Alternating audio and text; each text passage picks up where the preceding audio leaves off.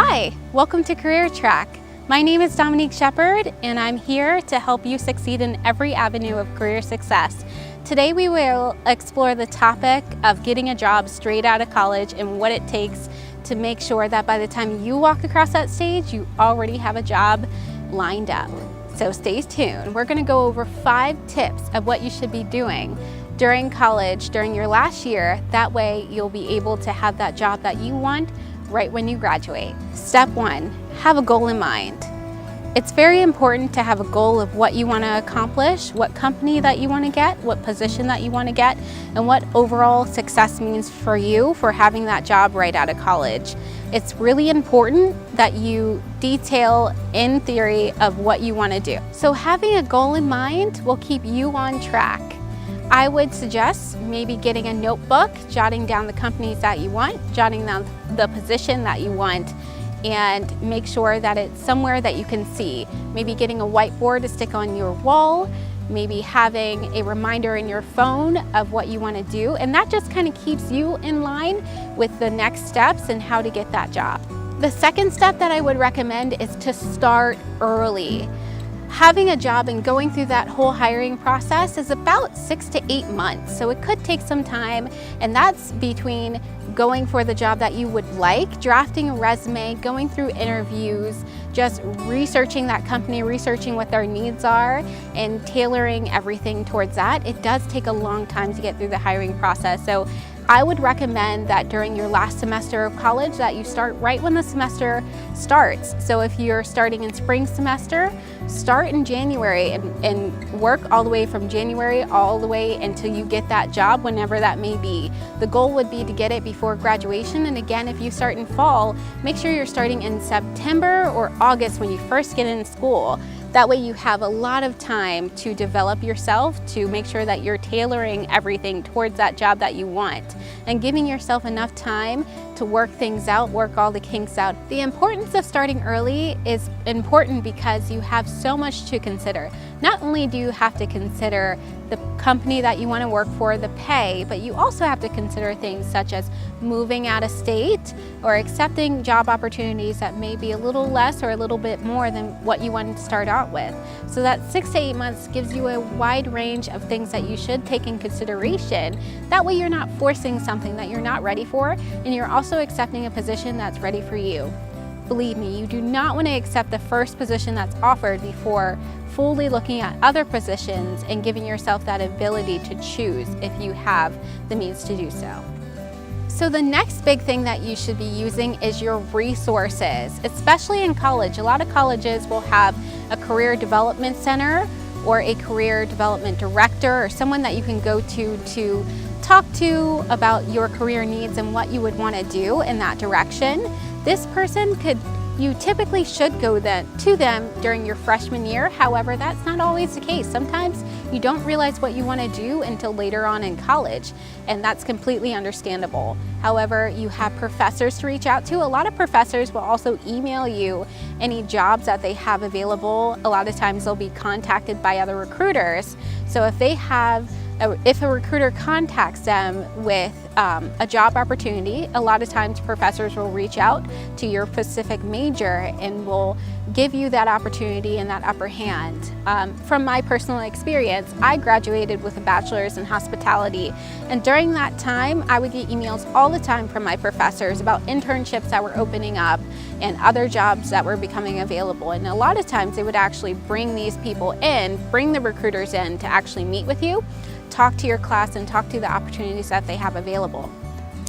Now I understand that not every professor does that, but make sure that you are reaching out to the connections that you do have, if you do have a mentor on campus or even your advisor. Also, look on your school website to see if they have any events, any job fairs that are coming in. A lot of times, if you're in the spring semester, they'll have the job fairs around February, March, and a lot of times if you're in the fall semester, they'll have the job fairs around September, October, and that again, because it does take a long time for you to get through the hiring process, you want to make sure that you're attending every event possible. With job fairs, some majors will actually have specific job fairs that they have for their specific major. So if you're in business, your college may have a event just for business, and that way you can kind of tailor around what you want to do, and this also opens your avenues for connecting and networking with others as well. Make sure that you're also sourcing throughout different avenues of social media. You may not know, but maybe one of your social network friends is looking for employment. So make sure you're checking LinkedIn, make sure you're checking Facebook, and any other tool out there that you think you can reach out to someone that is a familiar face to you. In a lot of industries, it's not about what you know, but who you know. So make sure that you are reaching out to every source that you have available, because networking can be the most make it or break it thing between getting a job and not getting a job. I do want to point out that a lot of this is confidence in yourself, and the biggest thing through confidence is developing your elevator speech. Now, your elevator speech, if you don't know, is a 30-second speech that's supposed to be if you were in a situation where you were put in an elevator with a professional that you would like to be employed with. You have 30 seconds between the next floor of what they would get on, that you can sell yourself, sell your attributes, sell your skills, and sell what you can do for that company. Your elevator speech can make or break you, and it honestly is a great branding tool, it's a great marketing tool, and it just shows your future employer that you might have a lot more that they need out of you, and that you can really tailor to what their needs are with what skills you can bring as well. Again, if you don't have confidence in yourself, then how can you expect an employer to have confidence in you? So it's really important to take some time to develop that elevator speech.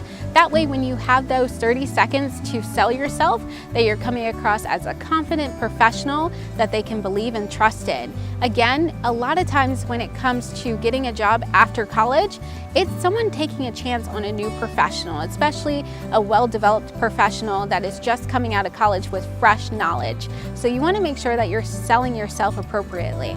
If you would like more advice on how to conduct an elevator speech, how to make sure that you're tailoring it directly towards the company that you want, like this video, and I will definitely leave more content that's directed towards creating an elevator speech that's perfect for you.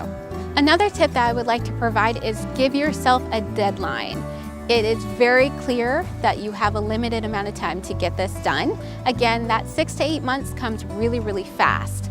So I would recommend scheduling things in your planner, scheduling things in your phone that give you those reminders of getting your resumes out, going to different events, resourcing and connecting with everyone that you have around you. Make sure that you have a goal in mind that's outside of that graduation date that would give you milestones. That way, when you are breaking those barriers, you're checking off your boxes, you're feeling accomplished when you're doing so. These are my 5 tips to help you get a job right out of college. I'm a success story myself to this.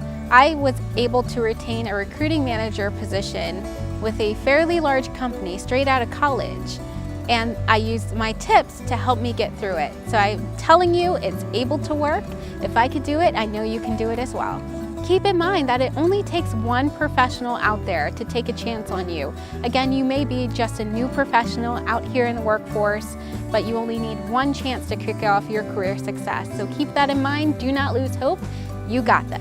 Your first job out of college will definitely set the tone for your whole career. And it's also going to let you know if you're in the right field to begin with.